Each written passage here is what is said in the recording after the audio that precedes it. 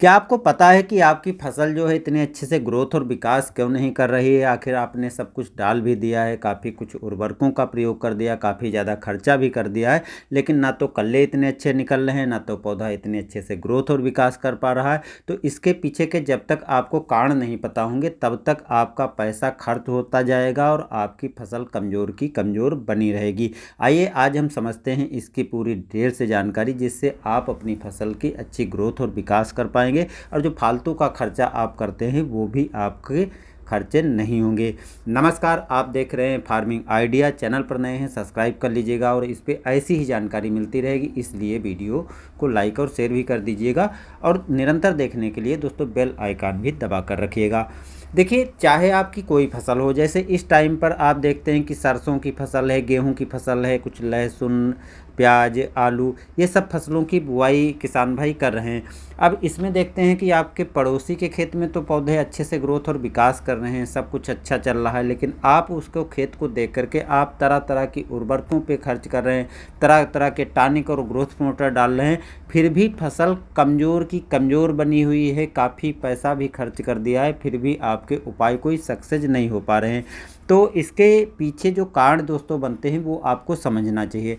सबसे ज़रूरी है कि पहले तो आप मिट्टी की जांच करवा लें। मिट्टी की जांच करवाते ही आधी समस्याओं का समाधान आपका मिट्टी के जांच करवाने के बाद रिजल्ट आने पर ही हो जाएगा, क्योंकि तब आपको पता चल जाएगा कि आपके खेत में मिट्टी में कौन से पोषक तत्व हैं, कौन से नहीं हैं, किसकी ज़्यादा आवश्यकता है, किसकी कम आवश्यकता है और किसको डालने से बेकार में पैसा खर्च करना है।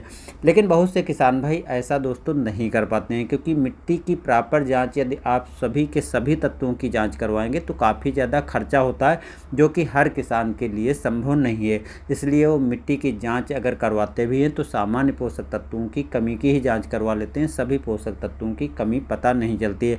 सामान्य पोषक तत्वों की जो कमी की जाँच करवाते हैं वो वैसे भी किसान भाई ज़्यादा से ज़्यादा डालते हैं, और जिसके कारण उनका खर्चा बढ़ता है, लेकिन पौधा ग्रोथ और विकास नहीं कर पाता है।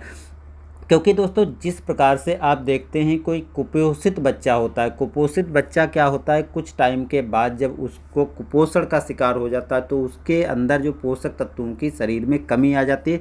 उसके बाद वो खाने की डोज भी ज़्यादा लेने लगता है, खाना ज़्यादा खाता है, लेकिन फिर भी उसके शरीर में कुछ लगता नहीं है और पेट और लीवर बढ़ जाता है, जिससे खाने की डोज तो उसको ज़्यादा खानी पड़ती है, लेकिन जो शरीर को फ़ायदा मिलना चाहिए उस डोज का वो दोस्तों बिल्कुल नहीं होता। ठीक ऐसे ही आपको समझना है अपनी फसल में, क्योंकि आप अपनी फसल में उन तत्वों को पूरा कर रहे हैं जो पौधे को पहले से ही मौजूद मिल रहे हैं, और उसी की आप बार बार डोज बढ़ाकर डाल रहे हैं, जबकि उन तत्वों पर आप ध्यान बिल्कुल नहीं दे रहे हैं जो पौधे में मिलनी चाहिए और आपके मिट्टी में मौजूद ही नहीं है। तो दोस्तों होता क्या है कि जो मुख्य तत्व हैं वैसे तो 17 हैं, लेकिन 16 पोषक तत्व आपको देने बहुत ज़रूरी होते हैं। ये कौन कौन से तत्व हैं और इनको क्यों देना ज़रूरी है, ये आपको पहले समझ लेना है, उसके बाद ही आपको आगे हम जानकारी बताएंगे। तो दोस्तों जो मुख्य पोषक तत्व हैं उसमें से नाइट्रोजन, फास्फोरस, पोटेशियम जिसको बोलते हैं, कैल्शियम, मैग्नीशियम, गंधक यानी सल्फर जिसको बोला जाता है, लोहा यानी आयरन जिसको बोला जाता है, जस्ता यानी जिंक जिसको बोला जाता है, कॉपर यानी तांबा जिसको बोलते हैं,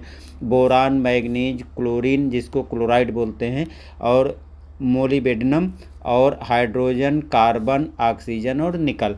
ये ऐसे 17 तत्व हैं जिनकी आवश्यकता आपकी सभी फसलों को होती हैं, लेकिन किसान भाई करते हैं क्या है, नाइट्रोजन, फास्फोरस और पोटास जैसे तत्वों की पूर्ति कर देते हैं। कुछ किसान भाई जैसे सल्फर डाल दिया, जिंक डाल दिया और वो पूरा काम ख़त्म समझते हैं, जबकि इसके बाद भी और जो मुख्य पोषक तत्व जैसे आयरन हो गया, कॉपर हो गया, बोरान, मैग्नीज, क्लोरीन और हाइड्रोजन, कार्बन, ऑक्सीजन, तो ये सब तत्व किसान भाई पूरे ही नहीं करते हैं। अब जब इन तत्वों को आप पूरा ही नहीं करोगे तो इसकी कमी तो आपके खेत में पहले से बनी हुई है और इसकी कमी रहेगी। अब ये तत्व जब तक आपके पौधे को मिलेंगे नहीं तब तक पौधा ग्रोथ और विकास सही से नहीं करेगा। तो इसलिए दोस्तों जो मुख्य पोषक तत्व हैं उनके अतिरिक्त आप जो इन बचे हुए तत्व हैं इनको भी पूरा करना ज़रूरी है। आप यदि इन सभी तत्वों की पूर्ति कर देते, वैसे तो बहुत कम मात्रा में इनकी आवश्यकता होती है, लेकिन पूरा करना ज़रूरी है, तो इनको आपको पूरा करना